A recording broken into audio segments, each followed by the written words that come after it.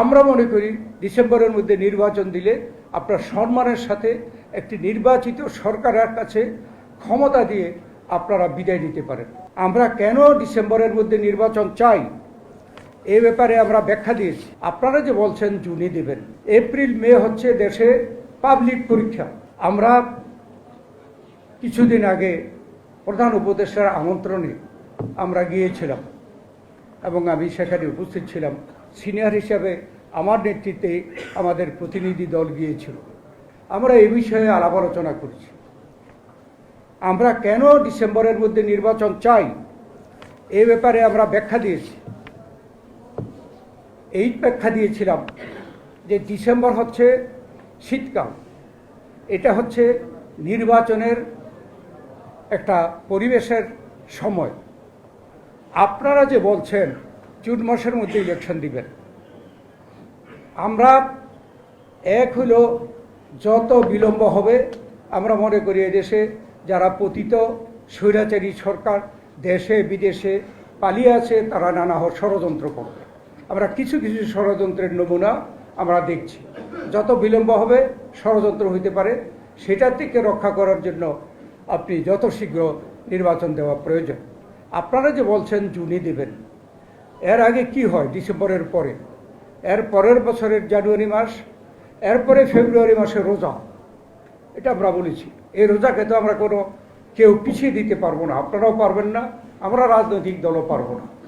এই রোজা এবং ঈদ নিয়ে 2 মাস চলে যায়, ফেব্রুয়ারি মার্চ। তারপরে আসবে এপ্রিল মে হচ্ছে দেশে পাবলিক পরীক্ষা। এসএসসি এবং এইচএসসি এগুলোকেও পিছানোর কোনো সুযোগ নেই।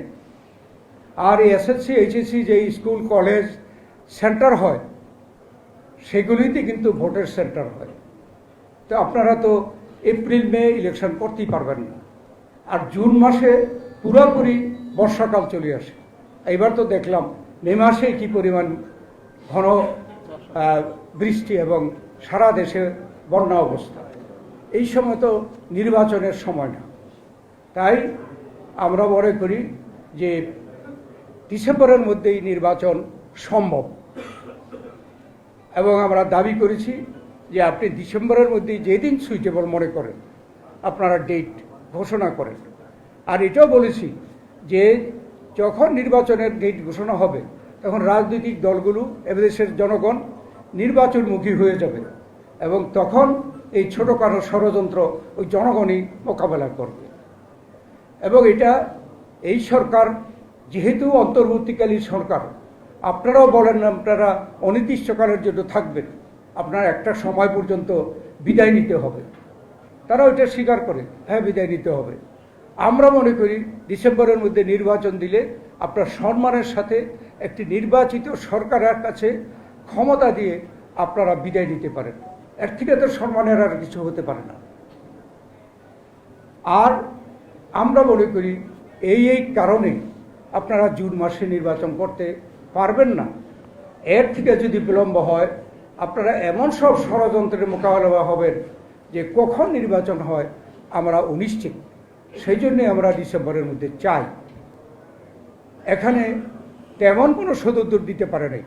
যখন আমি জানুয়ারি থেকে জুন পর্যন্ত যে অসুবিধাটি আছে বলার পরে, তাই আমরা পরিষ্কার বলে এসেছি যে ডিসেম্বরের মধ্যে দেশের জনগণ নির্বাচন চায়। আর আপনারাও জনগণকে ক্ষমতা গ্রহণ করেই বলেছেন জনগণের অধিকার ফেরত দেওয়ার জন্য আপনাদের প্রধান কাজ। এবং অধিকার ফেরত মানে হলো ভোটের অধিকার হচ্ছে সর্বাধিক। 16 বছর যাবৎ জনগণ ভোটের অধিকার পায় না। আপনারা ভোটের অধিকার দিয়ে জনগণের নির্বাচিত সরকারের কাছে ক্ষমতা হস্তান্তর করে গেলে দেশও শান্তিতে অগ্রসর হবে ভবিষ্যতের দিকে এবং জনগণও খুশি হবে, আপনারাও সম্মানের সাথে বিদায় নিতে পারবেন।